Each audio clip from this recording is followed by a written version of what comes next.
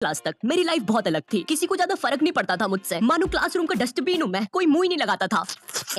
अबे श्रीवास्तव, क्या कर रहा है यार ये?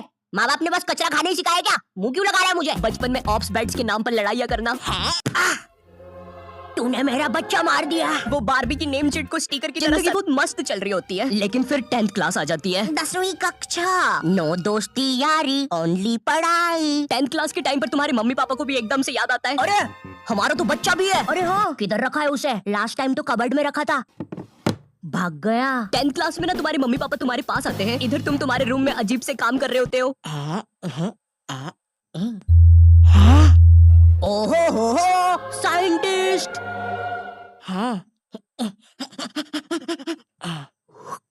ओहो हो, साइंटिस्ट। पीछे से तुम्हारे मम्मी पापा आते हैं। पूची पूची पूची पूची पुई। हाँ मुझे पता है, मम्मी पापा के चलने की आवाज ऐसी नहीं होती। 10th क्लास में मेरे पापा भी मेरे पास आए थे। उन्होंने मेरे कंधे पर हाथ रखा, मेरी आंखों में आंखें डाल के देखा और कहा, ये सर पे बारबी की नेम शीट लगाना बंद कर। और 10th क्लास आ गई है, पढ़ाई कर लेना चुपचाप। हाँ? अब तो और अच्छा लग रहा हूँ। हगी मारू, लकी मैन, ककासी सेंसेई। पढ़ ले चुपचाप। वैसे ये कर कैसे रहता है? 10th क्लास से तुम पर एक पढ़ाई का बोझ आने लगता है, जिसके कारण तुम्हें अपनी हॉबीज, कलाकारी, संस्कृति छोड़नी पड़ती है। हाय रे विद्यालय की शिक्षा और माँ बाप की इच्छा से क्योंकि ऊपर। अगर तुम अपने मम्मी पापा को बोलोगे कि तुम्हें अपनी हॉबी पे करियर बनाना है, तो तुम्हारी बात हवा में उड़ा दी जाएगी। मजाक नहीं है, ये सच में उड़ा देंगे। 2 रुपए की पेप्सी, अज्जू भाई सेक्सी। ये। अरे बेवकूफ, अज्जू नेता का कचौड़ी समारोह यहाँ नहीं हो रहा है, एक गली छोड़ के। अच्छा, तभी तो बोलूं इधर इतने सारे छपरी लोग क्यों आए हैं। 2 रुपए की पेप्सी, अज्जू भाई सेक्सी। अंधा है क्या छपरी? देखो, अब इसमें तुम्हारे मम्मी पापा की भी कोई गलती नहीं है, क्योंकि जो तुम्हें अपनी लाइफ में करना है उसके बारे में तुम्हारे मम्मी पापा को कुछ नहीं पता है, या तुम्हारे पूरे खानदान से आज तक वो चीज किसी ने नहीं की है। बस दाते भाई हैं? माँ बाप को समझाना बहुत मुश्किल होता है, पता है। क्योंकि इनको बस 2-3 करियर के बारे में ही पता होता है। और क्या तुम प्लीज अपना ये बाजा बजाना बंद करोगे?